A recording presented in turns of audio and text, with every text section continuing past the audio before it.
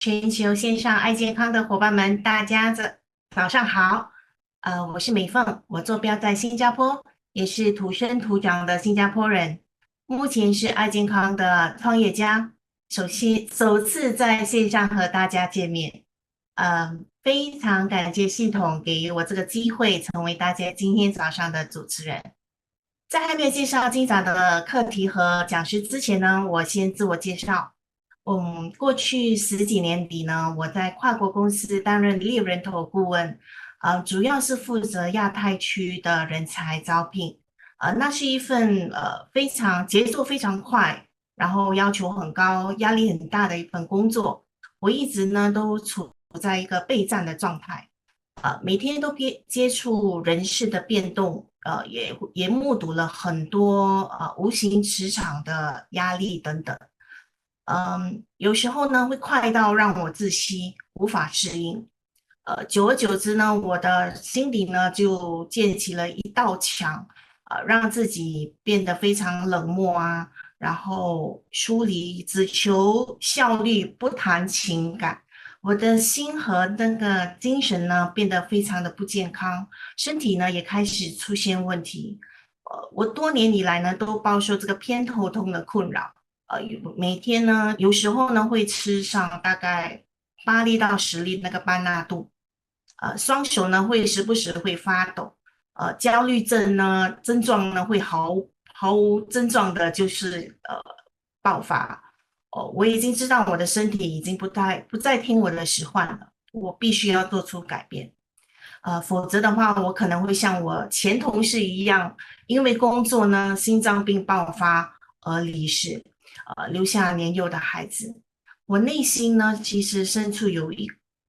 很渴望有一份可以真正影响别人生命的个事业，一条可以让我的身心灵、财务上都可以得到提升的道路。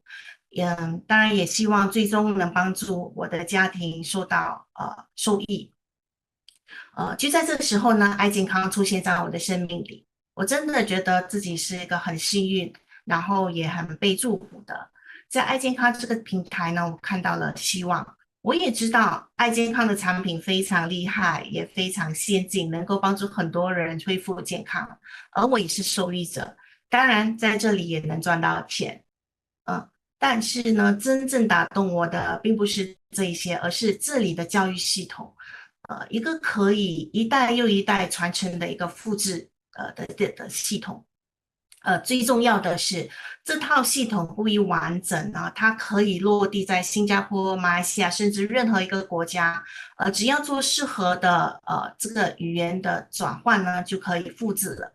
我对爱健康的发展呢是非常充满信心的。我相信通过自己的努力呢，可以在新加坡取得卓越的成果。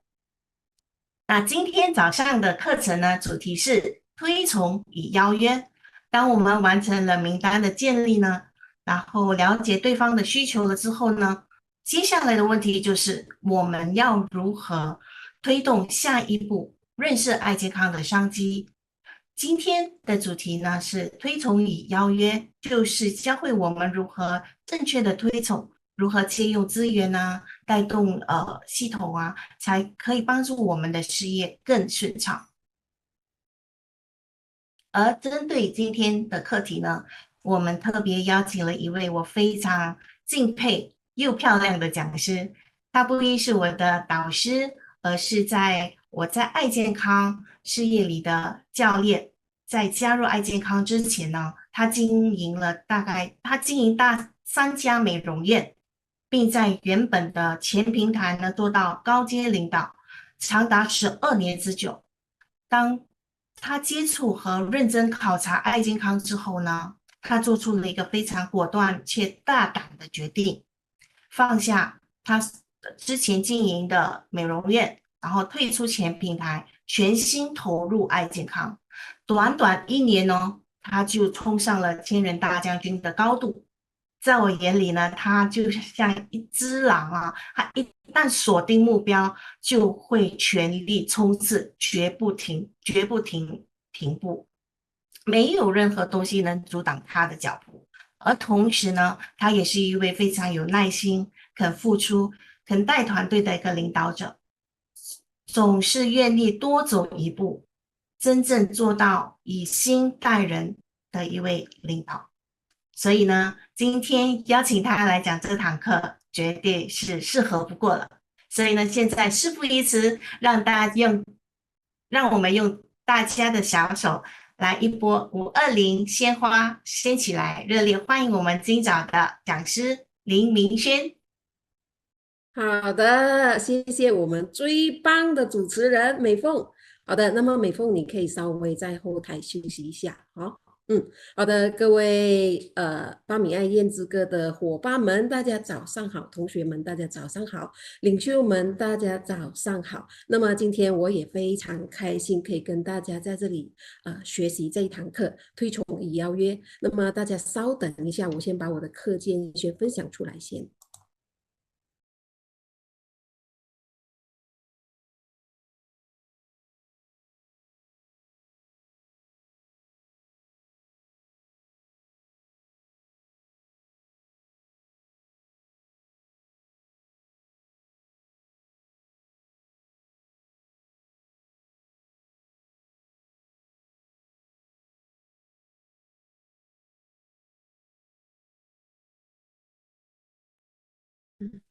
好的，大家可以看到我的课卷吗？可以，如果可以的话，大家扣一个一给我哈。可以，如果可以。大家可以看到我的课件跟清晰听到我的声音，请大家扣一个1号给我。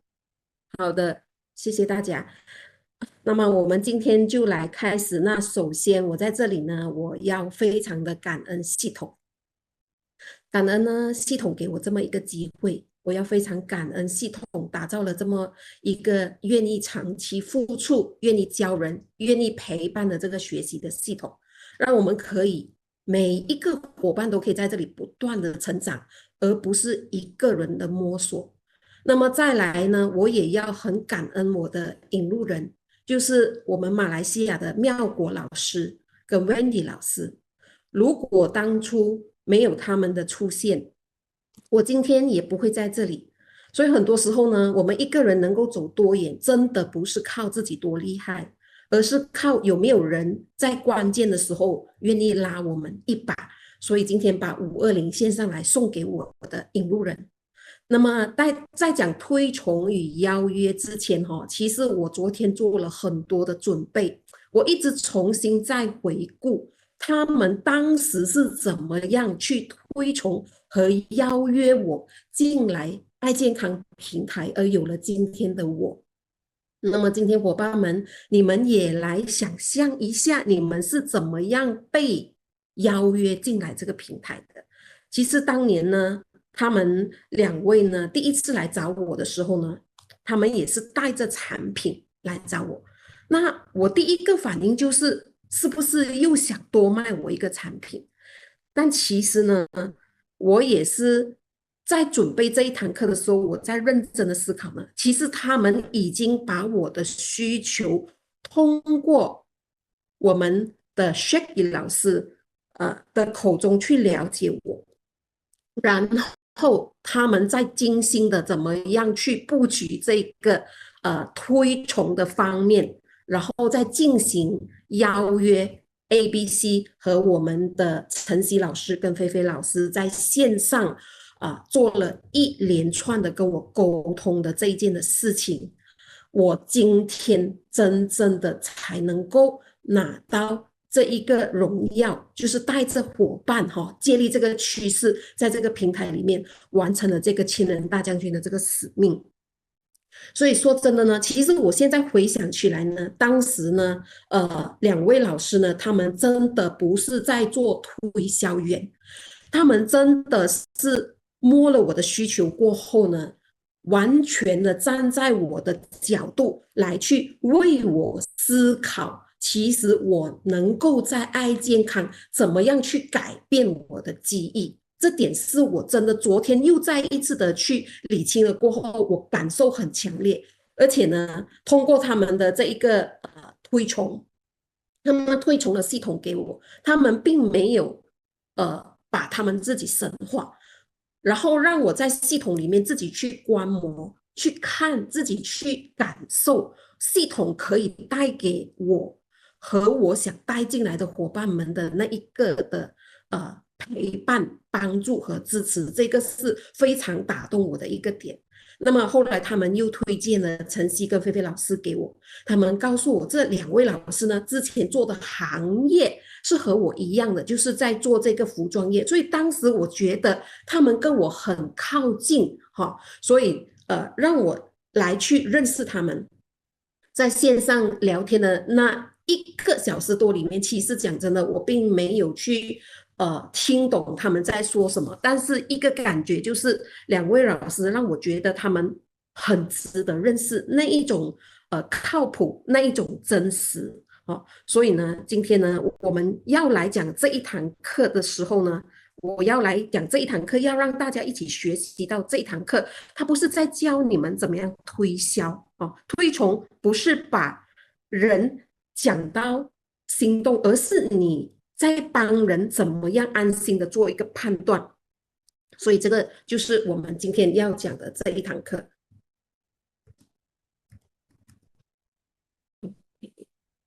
OK， 好的，所以今天呢，我们要谈这4件事情呢。第一就是推崇，就是你开口的方式其实是对不对的哈。第二就是邀约，你有没有把人约到正确的位置？第三就是小组复制，因为这个事业不是你一个人在撑，我们是需要复制下去的哈。第四就是有10张有效的这个邀约卡哈，所以你每一天在做的这个对，是不是在做对的动作，还是在自我的感动？所以呢，这4点里面呢，今天要讲的就是决定我们一个人呢，如果我们今天很努力，我们没有结果哦，是什么原因？还是其实我们的动作是做对了，我们持续的有人进来。好的，那么现在呢，我们进入第一个部分，就是推崇。所以伙伴们，当你们一听到推崇，你们的脑袋里的画面是什么？你们脑袋里的画面是介绍产品、讲公司、讲制度，讲到对方点头为止嘛？但我现在先要帮大家改观一个很重要的认知哈，推崇它不是在做这个推销的动作，记得推崇它是在做信任的动作。所以这一张 PPT 上面他有写了一句很好的话，就是推崇的本质是借力，是一种感恩的表达，能借上力也是源自于内心的感恩。那这句话是什么意思呢？你愿意推崇一个人、一个系统、一个平台，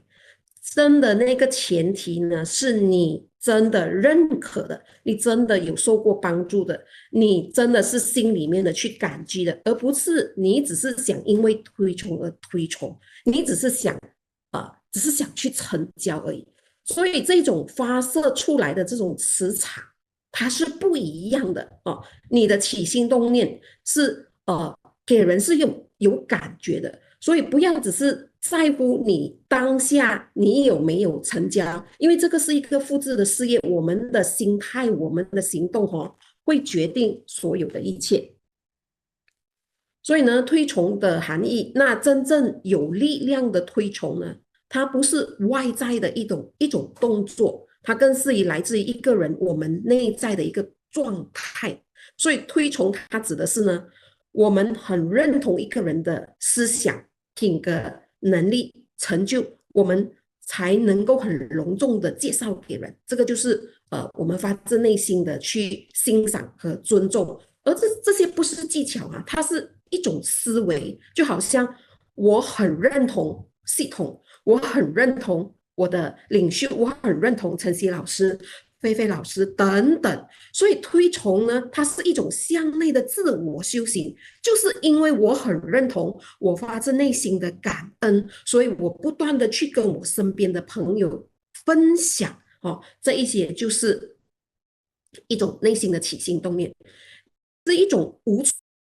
处不在的借力，所以我们不只是什么话术的力，而是我们内心那个真实的认同和感恩的力量。所以当你的心里有的时候啊，你说出来的话你推崇出来的话，它是很稳定的，它是不急躁的。所以我们也知道呢我们今天要在这里带上我们的团队，带上我们的组织里面，我们要壮大我们的组织。当每一个团队中的每一个伙伴都带着很真实的认同跟感恩，在推崇的时候呢，就会逐渐形成一个正向的团队氛围哈，形成我们的感恩与尊重的文化，还有我们的健康的组织生态，还有我们更强的这个凝聚力跟更和谐的人际关系。所以这种的生态形成之后啊，你们会很神奇的发现哦，你们带进来的伙伴哦，他们会很快适应哦，他们会知道真正在这里我们是要很真诚、很利他人啊，而不是很自私自利的。所以在这里呢，这一章讲到呢，呃，懂得感恩的人更容易懂得去借力。所以在这里你们会发现哦，一个成熟的人哦，他其实是不喜欢去逞强的哈、哦。这个真的我在很多领袖身上有看到这个点哈、哦，他们真的会去借势、借智、借力。那什么叫借势呢？就是如果今天你看到这个机会，你一定会想办法去把握它，你就要站在系统上面来走。你不是一个人来应承，我曾经之前也是有尝试过，但是当我理解了过后，这个生意它就是要这样子做的，不是一个人强，不是一个人应承，所以我们一定要借助这个趋势，然后我们要节制，就是今天每一位伙伴们，你们不要小看每一天你们早上起来学习的这个时间里面哦。当你们要知道，你们今天在学习，你们每一天早上归零的在学习，那么哪怕有一天你会知道你一定会用到，而且我们一定要承认哈。在这里，很多人比我们走得快、走得稳，比我们有经验，所以我们一定要愿意学习成功者哈。那什么我们叫借力呢？借力就是我们要借系统哦，借团队，借流程，借工具哦，就是所谓的借船出海，能借的我们一定要借哦。再来，所以为什么呢？系统非常非常非常的重要，因为它帮助我们完成了85%的借力的整个的结构，我们只需要把我们自己的那个15%做好。怎样去把自己的15%先做好？这里大家自己要去想办法，因为我们在市场上不断的面对问题的时候，我们不是一次两次，我们是一直不断持续的去想这个问题发生了过后，我们要怎样去改善，我们要怎么样去改变自己。所以那个自己的15%，我常常跟伙伴说，如果今天你驾了一艘船在湖中间，如果这一艘船破了，你要怎样活下去？所以这一股决心啊，这一股破釜沉舟的决心，那15%你要怎样自己去做好？你自己要去想办法的，不断的去做出更多的突破和挑战，千万不要轻易的放弃哦，因为最后呢，这个事业真的不是你一个人走，是你后面还有人愿意陪伴你，拖着你走哦。所以，当一个伙伴进来的时候呢，他会看到我们的系统真的是做到有人教他，有人助力他等等。所以，我们要想办法把我们的自己的那15%去做好它。那么呢，当然来到这一个部分呢，推崇的原则啊，就是我们要理解到刚才我前面讲的，我们是要先做人哈，再推人啊。推崇不是因为推而推啊，也不是因为成交而成交，它是一个真正教我们做人的原则。那真正好的推崇呢，它必须呢具备呢3点。第一就是真实。哦，经得起时间的验证，不要去夸大，不要去包装自己，更不要去演戏。现在的时代已经不是这一套了哦，真实、真诚、发自内心的去认同你自己看见的事、人和物哦，真的不是只是为了你要成交那个业绩，而你真的有去理解、感受了过后，你是真心的想去帮助对方，你真的去利益他人哦，而不是去利用。这个就是我们要站稳的一个原则哦，不只是为了成交。在这里前提呢，我们在做这个事业，我们要非常有耐心，非常有爱心。当然加上上星期讲的软生摸细球，其实这一连串都是一个正确的动作。那么如果对方感受到我们这个人值不值得信任的时候呢，呃，我们才能够真正的再一次的去推崇，我们要推崇的好人跟能人的这个的部分，而不是一上来就讲那个人多好多能哦。所以前面一定要先让对方先感受到你是不是真诚的，那个才是关键哦。还有就是你是不是有真的理解对方的需求，这个是我觉得很重要的。如果你没有花时间去了解他现在处在的人生的哪一个阶段，哦，你还是根据你想讲的，那么这个推崇我觉得达不到那个效果啊。所以你没有去判断他的核心的那个他的焦虑和他渴望一些什么。那如果你讲再多推崇的人，这个部分多么厉害，系统多么厉害，其实对他来讲真的没有关系，没有多大的关系哈。所以那一天总裁有发出来哈，我们可以用 AI 哈来去做更多的分析啊。这里我就觉得真的 AI 也帮我们很多哦，所以这里就像呢马斯洛讲的，我们这个人类的五大需求里面呢，如果你没有真的针对他的一个需求点的话，其实当你在讲的很多呢，他是很想去逃离的哈。呃，很多时候呢，其实不是他们不行啊。我发现很多伙伴他在做了这一个方面的时候，他就会回来汇报的时候，他就讲，哎，这个人不适合我，这个人不行，这个人不适合我们干这个行业。其实反倒来说，我其实更想表达的就是，其实真正的是你有没有读懂对方，你有没有在之前先做好更多的功课来去理解他，哈、哦。所以呢，关于场合的这个方面呢，我反倒觉得呢，其实我们任何的场合都可以去做推崇，只是在这个当下里面呢，我们要训练自己的就是你的那个判断力啊，你不是每一次你去推崇。你就失败了过后，甚至你没有达到那个效果的时候，可能你就会退缩，你就会觉得你不想再前进啊。那而是你每一次你都会去判断，你会去学习判断你这个时间对不对，场合对不对，你是不是需求判断错了，还是你一开始你就讲很多，推的太多。哦，所以这里哈、一定要去修正哈、一直要去不断的去加强我们的功夫啊，要去学会怎么样做判断哦，这些都是一些我们要坚持的原则。很多伙伴不是一上来就这样子的滔滔不绝的开始，在这些的我们的早课里面，真的很多的细节内容是我们必须要去理解的哈。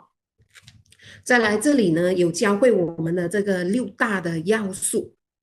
不好意思，伙伴们，我时间可能会快一点点哈。所以这个六大要素里面呢，就是在我们整个推崇哈最重要的一个环节。为什么要有这个六大要素呢？第一，你可以根据这个六大要素，也就是这个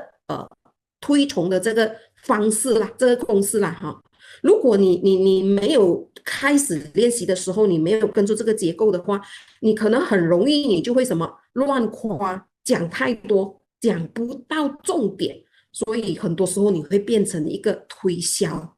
所以很多老师在教我们不要去推销，我们不是在做推销员，但是很多伙伴还是理解不到什么叫做不要推销。明明我都是在讲产品、讲公司、讲事业，所以这个六大要素是你们要去练的地方哈。就像你要记得哈，你每讲的一句话，你其实都是在帮助对方降低他的整个的风险。就好像当时我的贵人他是怎么样降低我的风险，让我看到我在爱健康，我能够比我以往的生活还会要来的更好。这个就是他们给我的印象哈。所以第一个要素呢，就是你要确定对象，你要先清楚你现在要推荐这个人是谁，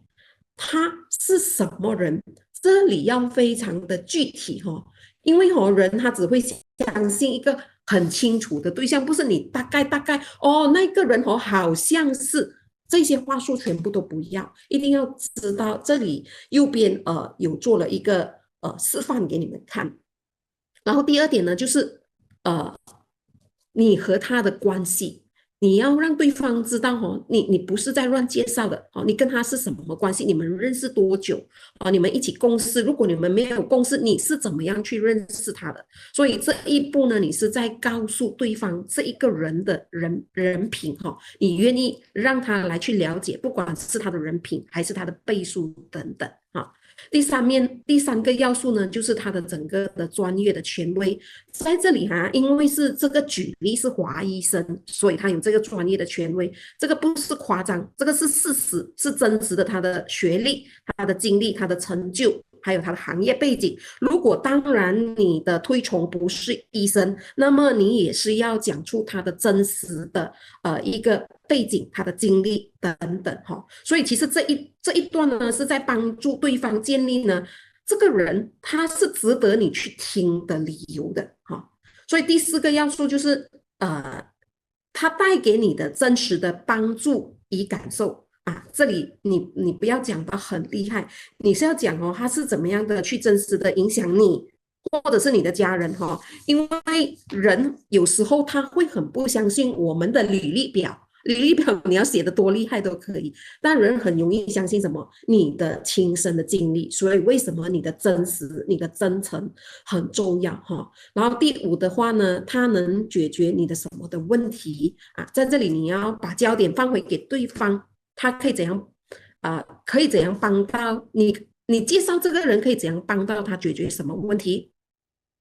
是你摸了需求，他的健康，还是他的收入，还是他方向的问题，还是他安全感的问题等等。所以推崇一定要接住对方的需求，就好像当时我是什么问题呢？我是方向的问题，安全感的问题，所以他们一直推崇系统给我。如果当时他们一直推崇收入、推崇健康，那对不起，那个也不是我要的，我也不会在这里了。所以这个是非常非常的重要的哈。然后第六个要素呢，就是连接后可能产生的这个结果。最后你要告诉对方，如果你认识他哈，如果你认识华医生等等呢，未来你能够得到怎么样的一个改变？记住，这里不是承诺他得到怎么样的改变，你是合理的，是真的是有可能性的哈。所以在这里呢，一切让人感觉到如果不舒服、不安心的话哈，你的推崇真的会变成一个反效果。所以千万记得哈，不要去夸大其词哈，不要去好像很机械化的去讲解哈，然后呢，也不要去没有目的性的去讲，你要有一个目的哦，在之前先做好准备啊，也要找准对方的感受哦，知道他现在处于怎么样的一个需求点，然后你才做出这样子的一个推崇。所以这里的这个六大公式呢，大家可以去掌握起来，然后右边这里的我就不多讲解了，大家就截图再去看一下哈。OK， 好的，这里呢就是刚才我讲到的这个推崇的误区。这里误区呢，第一，你为了成交，你把人讲成神啊。刚才我讲到的就是夸大其词，我们不要常常讲保证你在爱健康，你能够做到怎么样哦。其实可能很多人自己很笃定哦，他在这里能够带着对方做成什么样子，哇，很神话。但是记住，推崇它不是夸大，它一定是信任。如果你一夸大的话呢，可能你的信任就会被打折了。所以这里的误区是我们一定常常可能会犯的，我们要去看哦。第二就是你的话术背得很熟啊。我曾经看过一个伙伴呢，他是开着手机照着那个话术来讲给对方听的，真的不需要这样子，因为我们每个人的语气他是有感情的哈，别人要听的不是你的脚本，而是你真正发自内心，你能记得多少，你的那种真心，他是能够感受到的哈。还有就是没有重点，没有重点就是可能你想讲一句就一句哦，想讲第二句就讲第二句，然后到最后的时候呢，很多时候讲了2个小时，你可能都还不知道你想讲一些什么，然后时间就这样过了，人也流失了。所以这个你到底想讲什么东西，你的目的要很清晰。再来呢，这个第4点呢，就是最常犯的错误，这个是我看到的，就是他没有去了解对方的需求，就一直讲他不需要的东西。比方说，对方他是他是很为他的生活的那个收入去焦虑的，但你一直跟他讲，你来这里你可以在舞台有讲师、有荣耀等等，其实你根本没有去讲到他要的那个点，不是你讲的不好哦，伙伴们，而是你没有站在他的位置来去做这件事情。当然，这个推崇这个邀约它是没有结果的再来呢，就是表达方面呢，有些领袖真的是很热情啊，很用力，很热情。其实我觉得这个是我们有时候不要太急着去证明证明什么跟着你是对的因为其实任何人没有想要从我们身上得到什么，想要的是跟我们真实的一个链接跟我们真实的一起在这个未来的人生里面，我们可以一同达到怎么样共同的一个实现梦想的一个机会所以这里推崇的误区，所以大家要去对照一下。后来来到这里的话，我们就要讲邀约的这个的部分。所以刚才呢，我们花了很多的时间在讲这个推崇一旦推崇错误你的邀约就会很难。但是如果你的推崇对了，你的邀约它会变得很自然。伙伴们记得，我们要在做这个事业的时候我们要让自己想办法很自然，不要去很造作，不要去很生硬的那一种，因为我们在做的就是帮助对方建立信任降低他的风险。那邀约的话呢，我想问伙伴们，你们觉得邀约就是建立在什么基础上？这里的这张 PPT 它写到邀约是合作的起点发出邀约是我的事，为什么来是他的事，能不能来是老天爷的事。那我想问你们，邀约它是建立在什么的基础上？这一件事情我们要去想通。其实对我来讲呢，邀约呢其实就是建立在什么信任肯定，然后就是我们人缘，有一句话叫做好人缘胜过好人脉，那个人缘还是一样建立在别人对我们的信任上面所以在这里的话呢，是在教我们一个很重要的一个心态我们在这里，我们的人缘我们要去怎样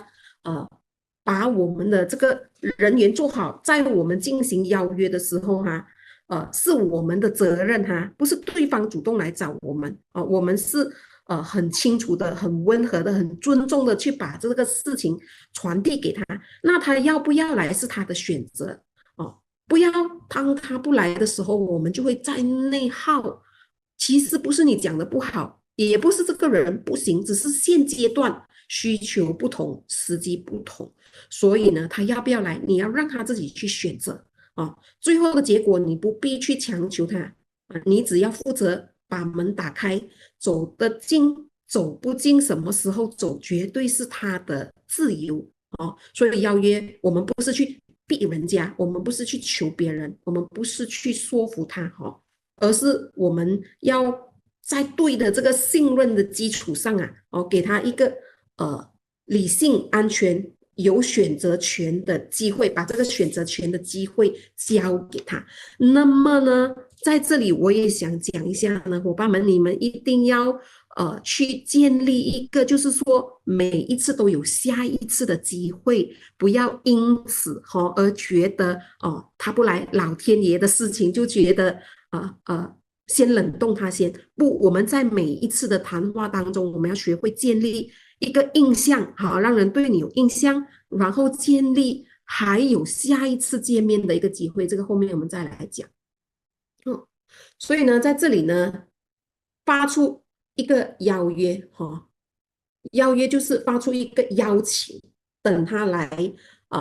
等他来这一场约会。但是这里你们要注意一下它的重点它不是呃他一定要来而是我们有没有把邀请去做好这一个点你们要去看懂，不是他一定要来，是你要把整个邀请你怎样去邀请把它做好。在这里我常常讲，现在你去邀请一个新人，这个人他就好像一棵幼苗，他刚刚才长出来，他很小很脆弱。你开始的时候，你要去很了解、很关心，就好像你要去浇水，你要去看他的阳光够不够注意会不会太大风等等，你要去怎样调整这一些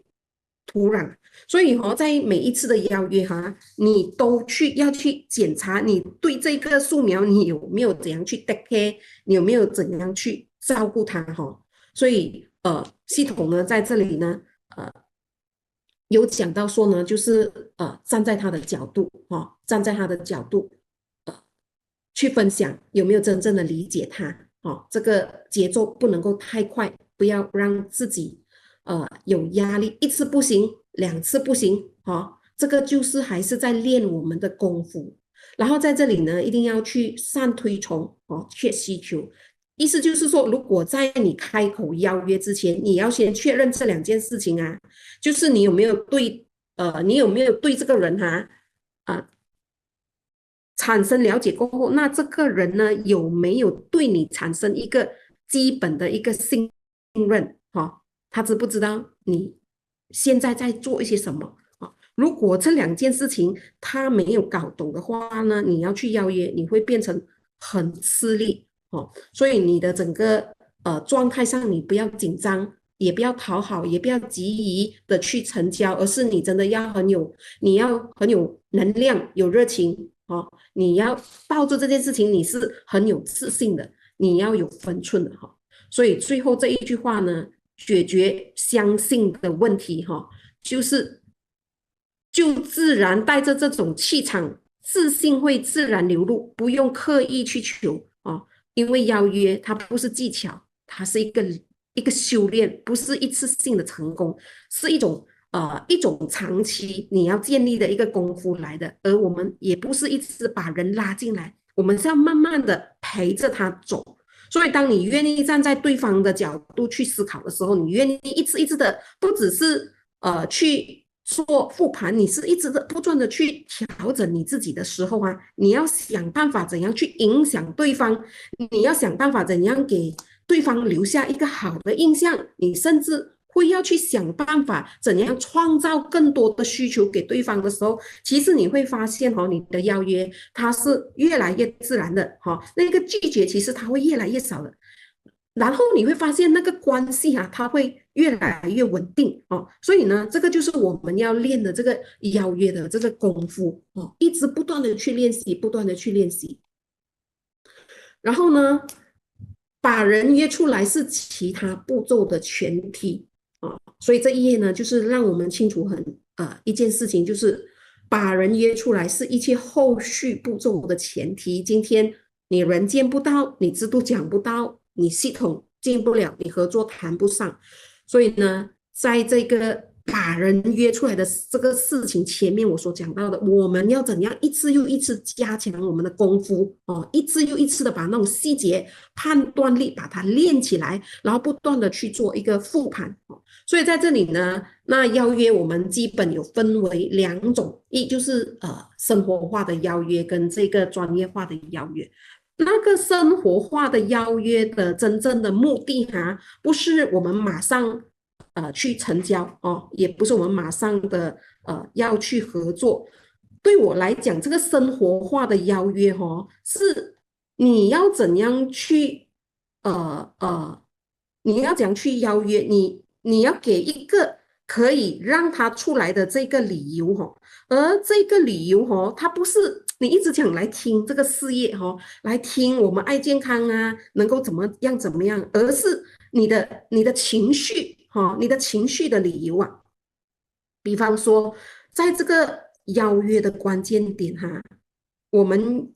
要去约他出来。比方说幸福小组，你除了去了解他的近况以外哈，你要在之前你要去多聆听哈，多聆听他在讲什么，要多关心他要多赞美他。因为我时常在邀约，不管来幸福小组来感恩宴的时候，我都先跟他，即使是在线下喝茶也好，在线上也好，我先去多聆听他关心他。最重要的一点，一定大家伙伴要记得，我们一定要学会赞美，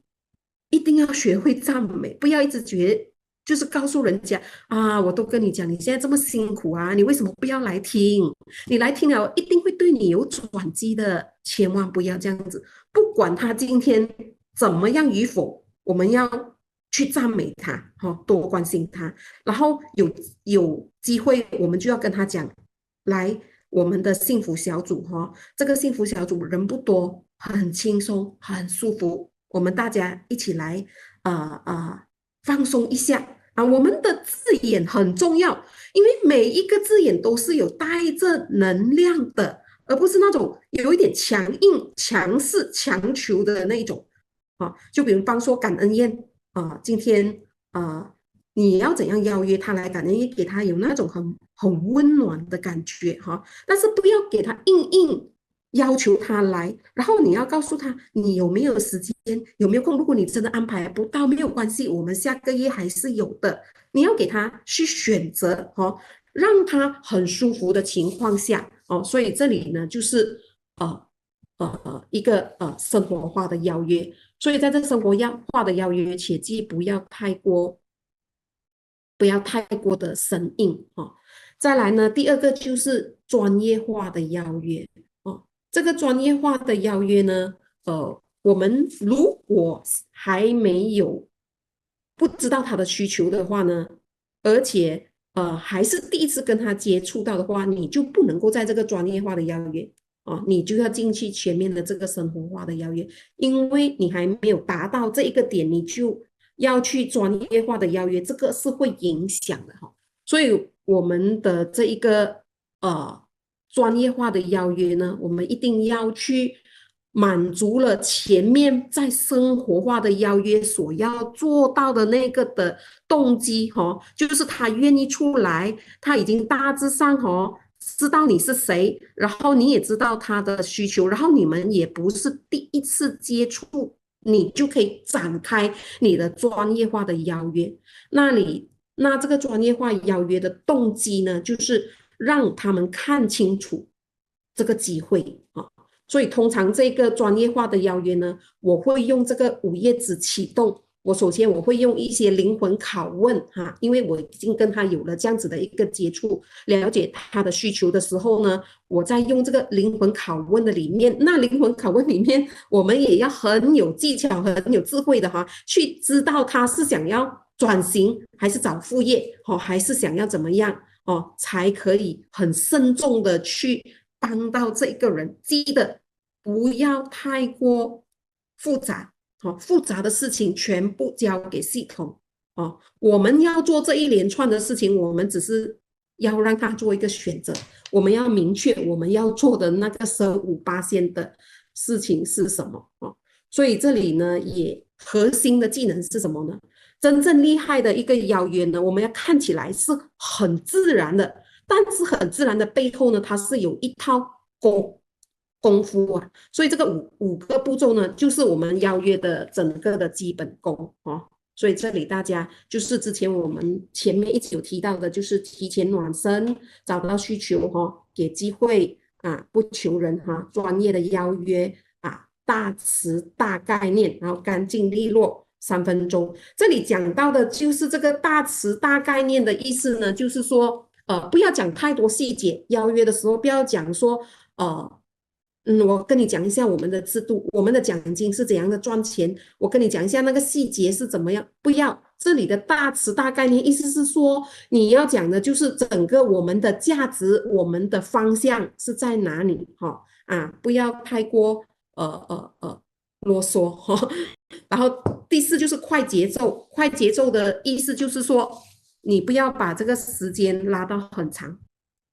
因为当你解释很多的时候啊，你其实人很容易会紧张，尤其是他们在做邀约的时候，你讲的越多你会暴露你的紧张你整个会打断你的节奏，所以谨记邀约，你就是短稳，然后你要清楚，你要清楚什么？你要清楚讲你的时间、地点、理由就好了，这样子就够了所以呢，再来第五呢，就是要推崇好人加能人这个也是我们最后一个动作。所以推崇人不是推自己不是说自己多厉害不是说自己多强，这个也是曾经很多人犯的错，而是讲什么？我们有一位很专业的老师是谁？这个就是你要推崇的。我们的系统有很稳定的团队，邀请他来我们的系统来去观摩，然后有做了很多年的成功案例，那是什么样的成功法然后让系统跟让人物来加分，我们只要做好我们的这一道桥梁，那么我们的邀约就没有那么的复杂，就是你要先当一个人好人你要讲清楚这一件事情，你把这个机会放在他面前，让他自己来决定，你不用去演，也不用把自己装的太多东西，也不要去硬扛，你只需要做的就是真诚、稳定，站在对方的角度。我告诉你们，人真的很自然的愿意出来，因为你只是加强你自己在细节方面，你如何去真正的利他人，你这样子的一个行为跟动作跟一个心态的话呢，人们会很感受很强烈，其他的问题可能都会一起跟你来系统来一起解决所以这里呢又讲到4个原则呢场合不对不要谈就是很多时候这个地方根本不适合谈正事的，很潮，有些伙伴约去麦当劳或者是一些饭局等等其实呢，你们要知道当这一个场合，因为场合是来给人去很舒服的，不是拿来成交的。场合不对你硬讲的话，他是没有办法听进去的。第二，如果时间不对也不要谈。有没有遇过他一直跟你讲我很忙，我赶时间我只有几分钟的时间，那么你不要讲，因为他现在真的没有空听然后第三呢，人不对不谈不是每一个人都适合邀约的有时候他的观念还没有看到这件事情所以他会很排斥，甚至有一些人他是很低潮，在处于低潮的时候所以你讲再多他也是听不进去的所以这个时候你要学什么？你要学判断力不是硬还是要讲怎样多少还要讲一点这个要学自己的判断力。然后呢，还有就是气氛不对不要谈比如说他今天心情真的很不好，跟老公吵架，情绪不对，很紧张都不要去谈，因为这个都会变成一种很尴尬甚至也是变成一种负担然后再来呢，什么叫做三不谈不谈产品，不谈公司，不谈制度，为什么呢？因为这些东西呢，你前面2到3分钟你根本讲不清楚，你越讲越多，对方就很容易误解最后他就会把你认定为一种你是在做直销，你是在做拉人头的事情，他直接把心门直接关上，那个时候真的什么都不用谈了所以这个原则一定大家要清晰再来的这个4个原则呢，就是帮助对方做选择你时间你要给他2选1不要这个2选1就是你不要丢太多问题给他，他到底要怎样你给他一个选择不是问答题就是你比方说你比较方便周3晚上还是周6下午，或者是你看一下这一周还是下一周比较方便啊，你要这样子给对方去做选择，这样他就不会太困扰，因为你这样子做的好处就是，他比较容易直接回答你，而且这个成功率讲真的也直接的提高哦，因为你不是在逼他，你是在帮他省掉他的思考力，你直接给他一个选择哦。然后第二呢，就是你的地点要固定，是在线上还是在线下，选一个。邀约哦，你一定要先讲清楚哈。很多时候哦，在线上跑到线下哈，真的是叫做没有讲清楚。所以是线上还是线下哦，不要模糊的。最主要这里的原则哦，其实你邀约他的目的就是你要给他能够专心，不要被打扰。在线上如果他能够家里方便的话，哪怕40分钟在家都可以哦。线下的话就是找一个不被打扰的地方啊，哦。所以呢，这一次的舒服的见面哦，不是要抓来谈事情，而是大家更一直在不断的建立下一次的需求，不断的去从这个过程当中去做出更多的突破哈、哦。所以呢，邀约常见事情的一个处理呢，就是你会遇到了一些很现实的问题，你会怎样去处理？这个也是在这里有去让我们去要谨记的哈，就是关于夫妻关系呢，我们尽量一起邀约，因为很多人你们有没有发现到，如果你可能只是约老公老婆，他最后都会跟你讲，我回去问一下我的先生，问一下我的太太先，结果他回去了过后哦。其实他把你讲的东西很多，可能他都没有很正确的传递啊，所以最好的话，一个原则就是可以的话，两夫妻一起来，但是你要好好的讲哦，这个事情哈，我觉得可能你一个人听会有一点压力啊，不如你一起邀请你的先生来，也比较好商量。那么你这样子讲也会帮助他哈、减少那个困难度哈、所以这里就是夫妻关系你要怎样去邀约，然后不同场合邀请人数不一样哈、线上讲座人邀约多越好啦，因为线上彼此不影响嘛。我们的气氛也更容易起来哦。一旦有了一些线上的一些活动，我也是大量的在邀约的哈。但是线上的说明会呢，你就是真的要1到2个人就好了，因为你要知道你能够照顾得来嘛。所以每一次我就跟领袖们讲，你们要邀约人不要多哦，你们要去摸了他的需求，你要去 take care 你这1、2个人，你照顾到他们，那么他们就比较有安全感，他们不会觉得你都是找一堆人，都是忙着那一堆的事情啊，所以你在过后跟进你的质量其实会下降。所以这里要注意一下，包括幸福小组也一样幸福小组的话，在这里就是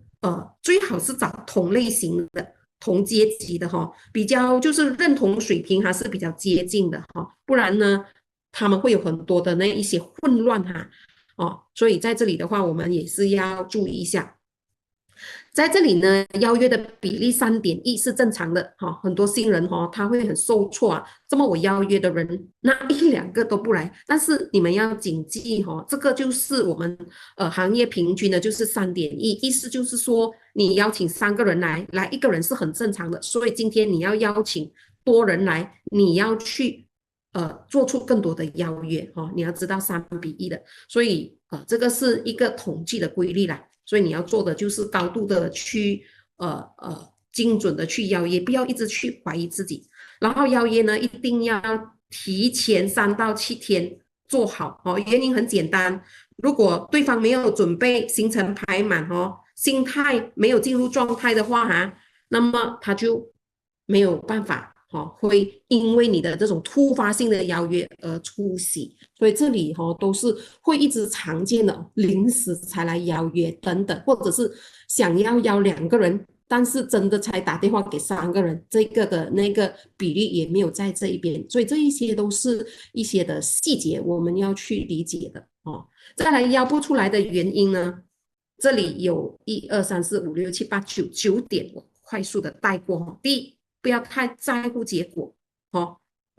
你太在乎结果，你还没有开口其实整个的那一种的紧张的氛围你都已经营造出来了。你记得，你只是需要负责开门哦，进不进来这是他的自由啊。第二，兴奋度不够，兴奋度不够，对方都没有感觉到你的那股能量。你要先把你自己先点燃先哦，我们一直要讲先做对的自己，把自己先点燃，那么我们才有资格去点燃别人哦，先搞定自己。第三，你没有做好推崇，说你没有做好推崇，你没有做该做的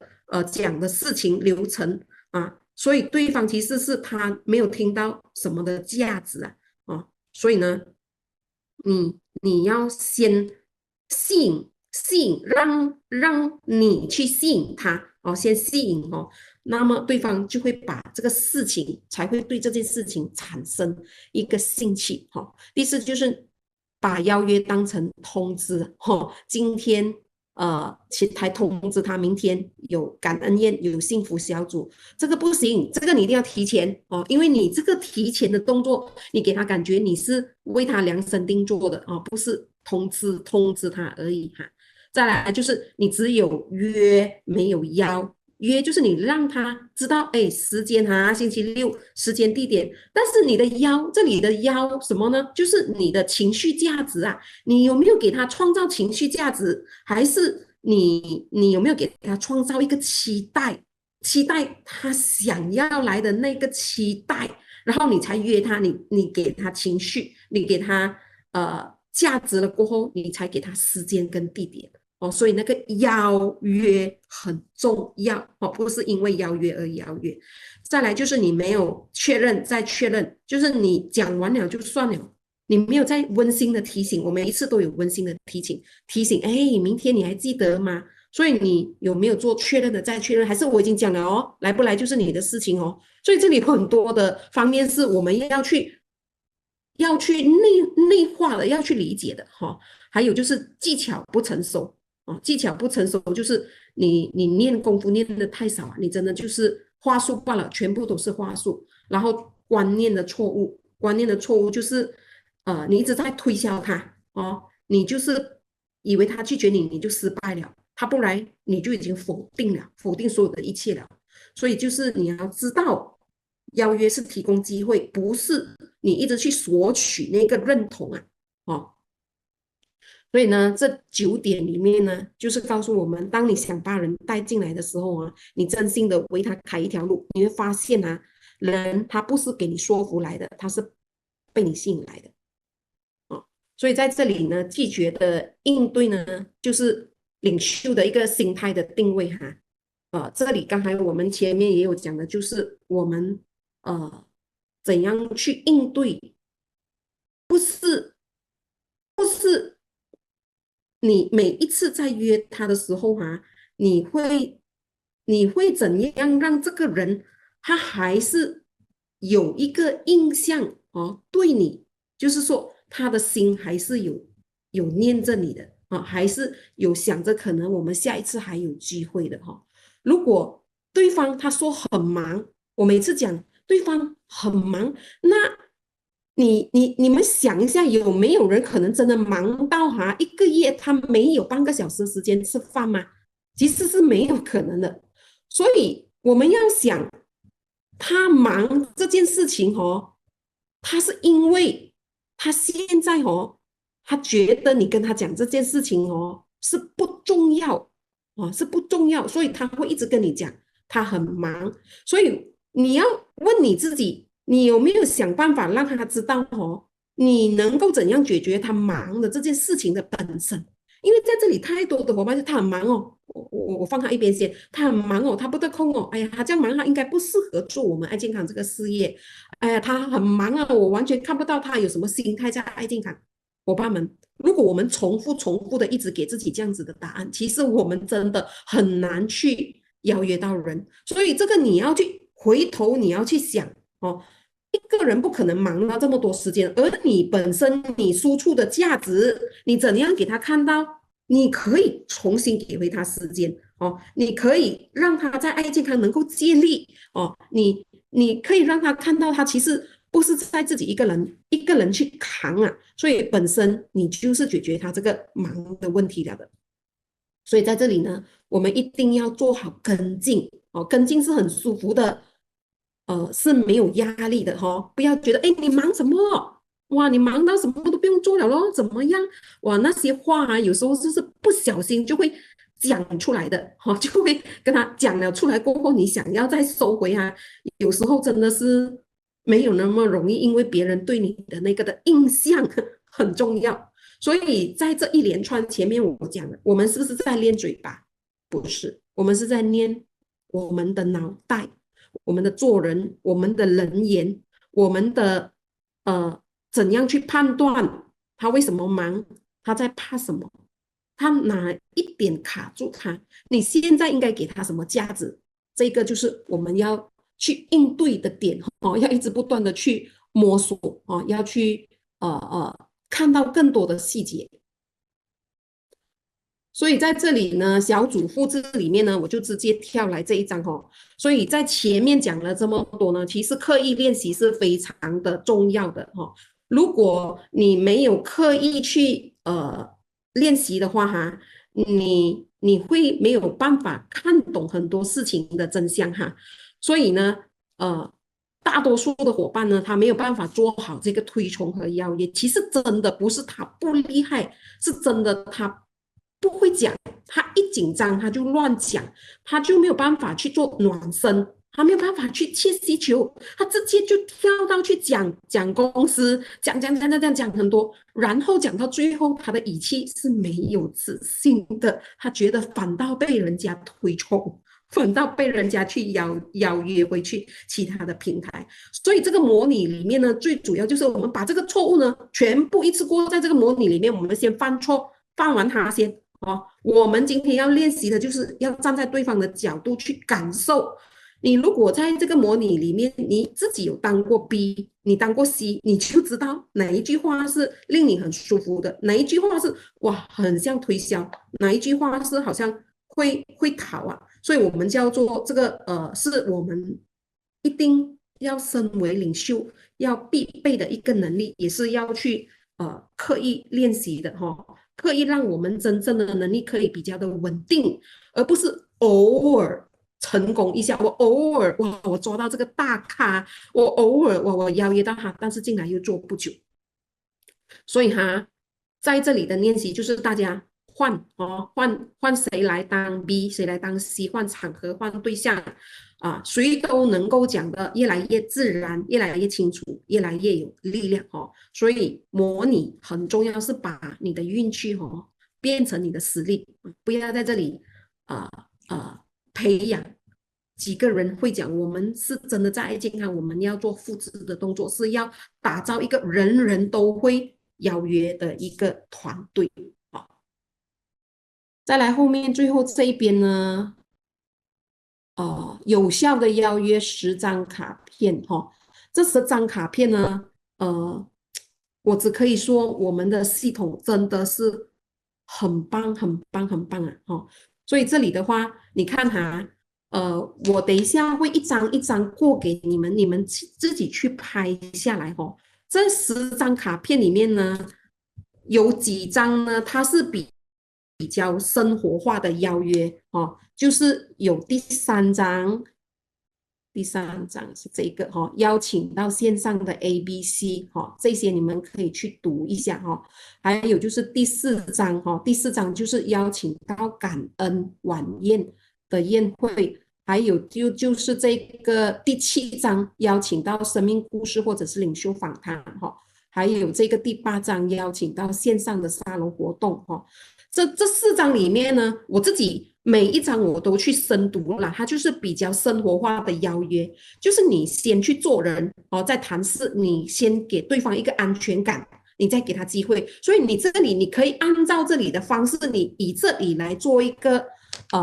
做一个检视的方法哦，去看一下哦，也根据这里的方式来去模拟一下也可以哈、哦。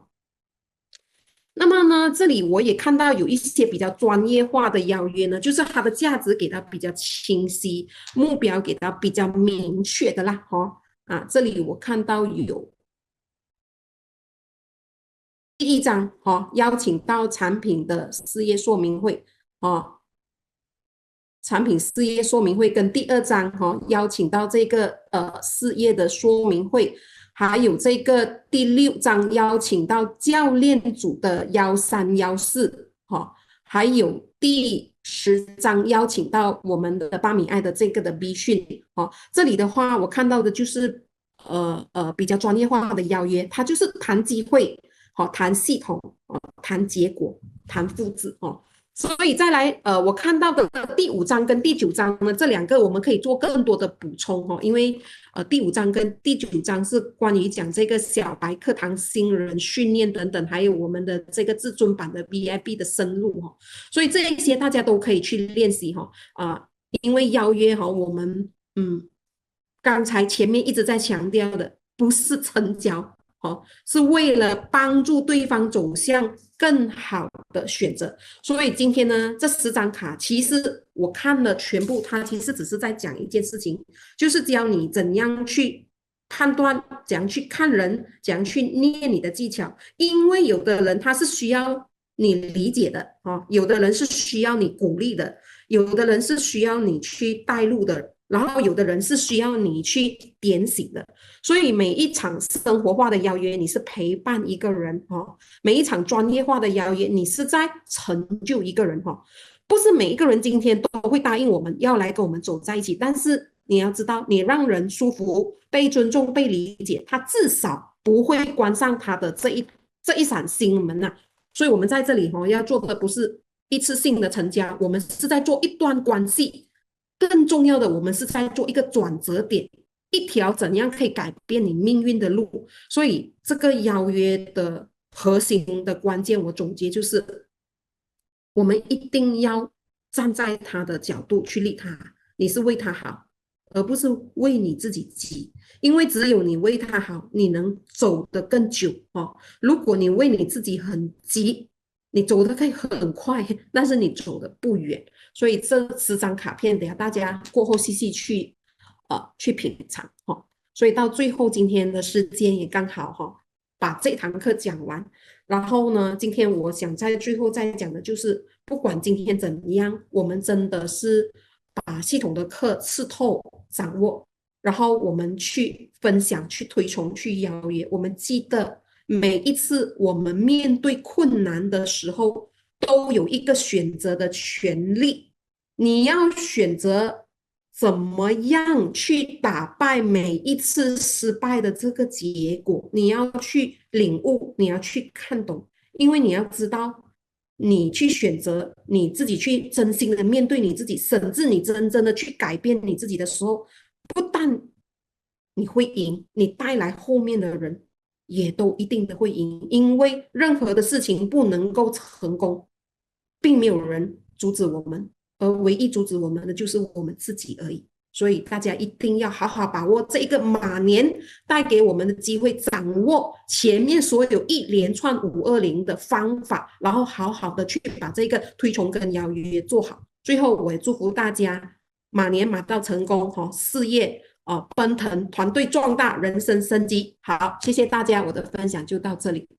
谢谢。哇，非常感谢我们的学明老师带给我们这么精彩、充满干货的课程我们再来一波520鲜花，感谢我们的学明老师，好不好？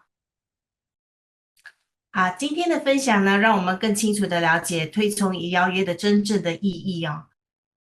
推崇的那个本质呢是借力，然后是一种感恩的表达，能借上面的力呢，是源自于自己的内心的感恩，学习如何借用系统领导团队给予的帮助，还有资源的去帮助我们扩展我们的事业。那来到那个邀约呢，我今天学到的是，真的是要建立在信任的基础上。它代表了合作的那个起点。邀约成功呢，是被吸引过来的，而不是说服的。这是我今天学到的几点那当然呢，今天希望大家把今天学习到的东西呢，全部能用在行动上。好，我们再次感谢学明老师的精彩的分享，也感谢大家用心的聆听，然后祝愿大家有一个美好与充实的一天。谢谢，拜拜。拜拜。